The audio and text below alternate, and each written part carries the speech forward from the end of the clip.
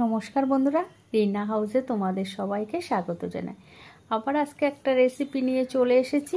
এটা হচ্ছে দেখো ছোলার ডাল। এটা ছোলার ডাল না, এটা মটরের ডাল। আমি ভিজিয়ে রেখেছিলাম, সকালে ভিজিয়েছি। আর গাছ থেকে পেঁপে পাড়া হয়েছে। পেঁপেটা খোসা সুন্দর করে ছাড়িয়ে নিয়েছি, পুরোটা দিইনি, কেননা পেঁপেটা অনেক বড়। এবার এইটা ঘিসে পেঁপেটা কুড়ে নিতে হবে। এই যে দেখো, দেখতে একদম বাঁধাকপির মতো লাগছে না বন্ধুরা? যেমন আমরা বাঁধাকপি কুচিয়ে কাটি তেমন। এর রেসিপি বানানোর জন্য মশলাটা জিরে, ধনে, কাঁচা লঙ্কা, আদা আর একটা টমেটো নিয়েছি। মশলাটা পেস্ট করে নিয়েছি। আর 2 টুকরো আদা আর মটরের ডাল আর 2টো কাঁচা লঙ্কা দিয়ে এটাও পেস্ট করে নেব। এই যে একটু হলুদ, একটু লবণ দিয়ে দিয়েছি। আর এই যে এইদিকে দেখো, পুরোটা কিন্তু আমার পোড়ানো হয়ে গেছে। বেশ অনেকটাই হয়েছে। এদিকে তেল বসিয়ে দিয়েছি কড়াইতে, ছোট্ট আমার এই কড়াটা। আর একটু আমি কালো জিরে দিয়েছি ওর মধ্যে, মানে কালো জিরে এটা মুখে পড়লে না বেশ ভালোই লাগে। এই বড়াগুলো কিন্তু একদম ছোট্ট ছোট্ট করে বানাতে হবে।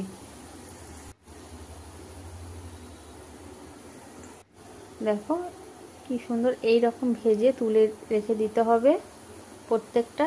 একবার হয়ে গেছে। আর এই যে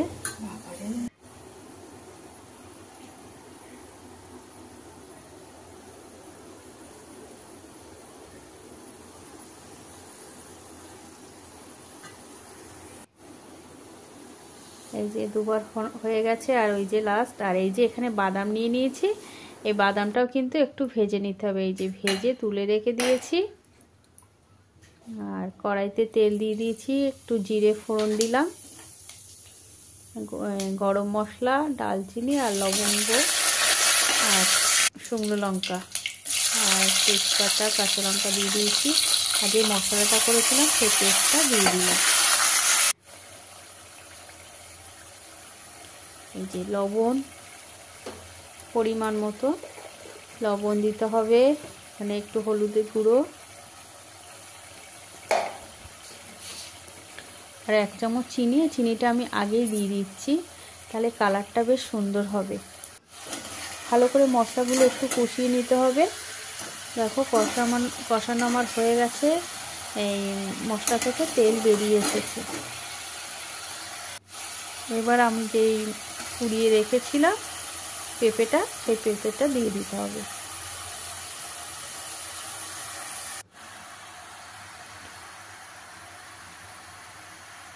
বাদাম ভাজাটাও দিয়ে দিলাম। এবার সুন্দর করে এইভাবে ভালো করে মিক্স করে কিন্তু ঢেকে দিতে হবে। ঢাকার পরে সিদ্ধ মোটামুটি হয়ে এসেছে। তারপর আমি এই বড়াগুলো দিয়ে দিয়েছি, ডালের বড়া দিয়ে আবার ঢেকে রেখে দিয়েছি 10 মিনিট মতো। দেখো খুব সুন্দর। এটা কিন্তু এক ফোঁটাও জল দিইনি। পেঁপের মধ্যে যে জলটা বেরোবে সেই জলেই কিন্তু হয়ে যায় সিদ্ধটা। সুন্দর সিদ্ধ হয়ে গেছে। আর নামানোর আগে 1 চামচ ঘি দিয়ে দিতে হবে। এই রেসিপিটা দুর্দান্ত স্বাদের খেতে হয়। তোমরা বাড়িতে একদিন বানিয়ে খেয়ে দেখতে পারো। একদম বাঁধাকপি মতো টেস্ট হবে খেতে। বাঁধাকপিটাকেও হার মানিয়ে দেবে, এত সুন্দর টেস্টি হবে। চলো তাহলে, টাটা।